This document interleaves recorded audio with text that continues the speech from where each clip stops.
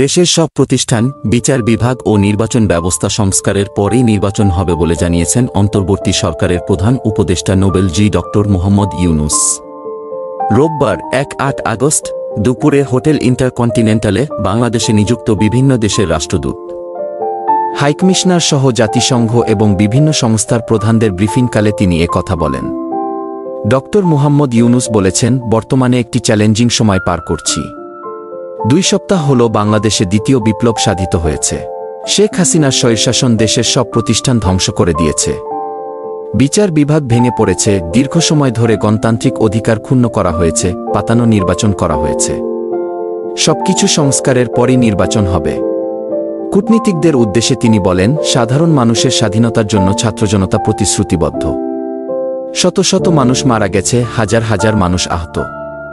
আমি আশা করি আপনারা আমাদের সহায়তা করতে পারেন।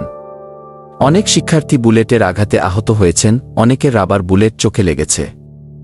প্রধান উপদেষ্টা বলেন, তরুণদের সম্মান জানাই যারা দেশের জন্য, গণতান্ত্রিক মত প্রকাশের জন্য আত্মত্যাগ করেছেন। বৈষম্যহীন বন্ধুত্বপূর্ণ দেশ চায় তরুণ সমাজ।